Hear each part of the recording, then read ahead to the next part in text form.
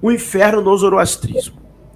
No zoroastrismo, a ideia de céu, Garodman e inferno, do Zaco, tem um papel central na crença dos seguidores e também teve um impacto profundo em outras religiões, como o judaísmo, o cristianismo, o maniqueísmo e o islamismo.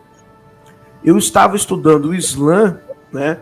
Muitas crenças, por exemplo, crenças tanto populares do Islã, quanto algumas construções teológicas que estão no texto do Corão.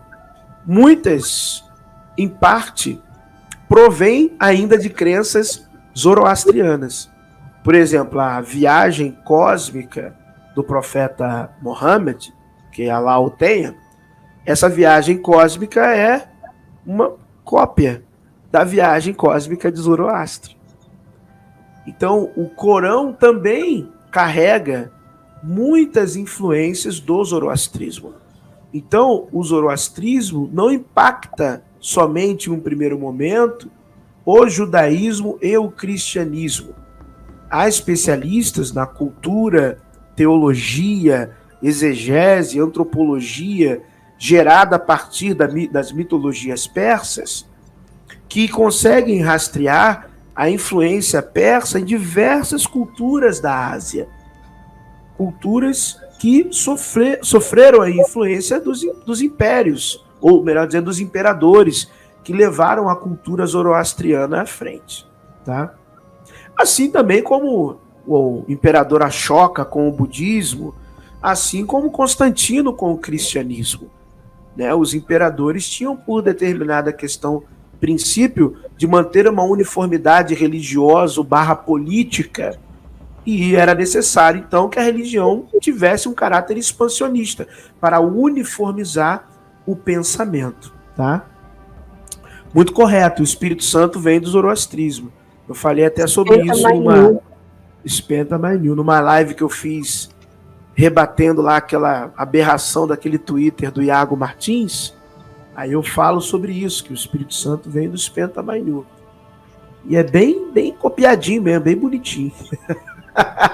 É uma Inclusive, professor, cópia. Sem querer entrar, porque eu sei que para entrar nesse assunto da denominação do Satanás, a gente vai ter que fazer, como o professor Carlos falou, uma live só sobre isso. Né? Depois eu vou marcar com ele. Primeiro eu vou lá no canal dele, a gente está organizando, e aí depois ele vem de novo para falar melhor sobre essa denominação desse termo Satanás. Mas sim, só para dar uma palhinha aqui para a gente, né? Vem também do zoroastrismo essa questão? Sim, da maneira como as descrições bíblicas fazem a menção ao Ra-Satã, ou adversário, vem do zoroastrismo, com certeza absoluta.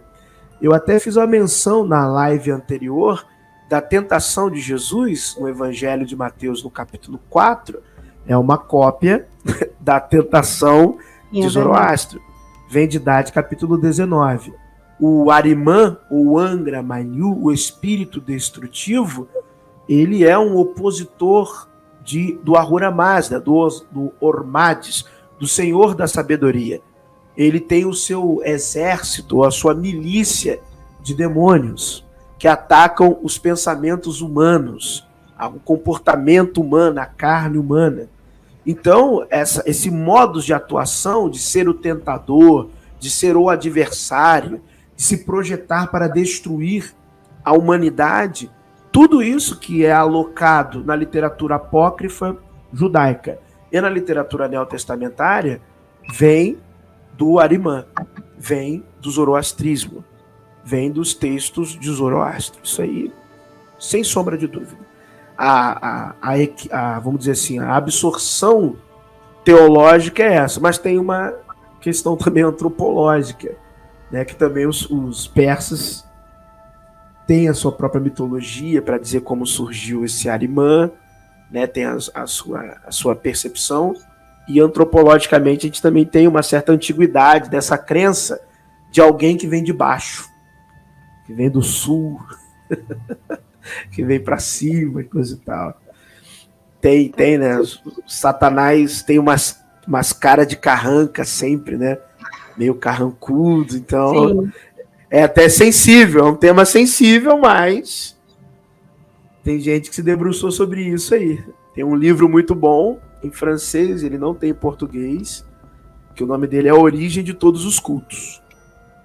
Ele é escrito bem naquele estilo do academicismo francês do século XVIII, tem muita referência nesse livro, A Origem de Todos os Cultos, e ali as informações são um pouquinho chocantes, mas você vê que é realmente... Qual é o nome desse livro, professor Carlos? A Origem de Todos os Cultos. A Origem de Todos os Cultos. É esse nome em francês mesmo, A Origem de Todos os Cultos. Ah, legal. Esse livro. Ele tem tomo 1, 2, 3, 4 e 5. Esse livro. Sim, ainda encontra ele na internet, encontra. Pesquisar, ele encontra ele em francês direitinho, digitalizado. Ele está em francês, né? Ele está em francês. Todos os tomos estão em francês. Tá? E é um livro importantíssimo. Deu origem a muita pesquisa acadêmica, né, das religiões comparadas, da ciência da religião, da própria teologia sistemática também, né, nas academias francesas. Então é uma obra muito interessante. Como pesquisa, como ponto de partida também. E ali apresenta, né, uma boa tese, uma boa possibilidade, quase que chocante, mas que você vê que tem muito fundamento dessa questão antropológica numa crença em um ser que vem de uma região inferior, né, para atormentar os seres humanos e associado à escuridão, associado à noite, associado... Bom, a gente faz uma live para falar sobre isso. E aí vem toda essa questão do diabo, né, tudo isso. Né? Isso aí. Aí começa a surgir no imaginário, né, dos homens essa questão. Aí começa a ficar no imaginário. Gerações vão se passando e isso começa a ficar só no imaginário, né? No imaginário humano. E aí começam as figuras, começam os textos, começam as representações. E na Suméria tem um deus que ele já é meio chifrudinho, né? E começam a aparecer essas descrições, né? Por aí vai. Meio carrancudas.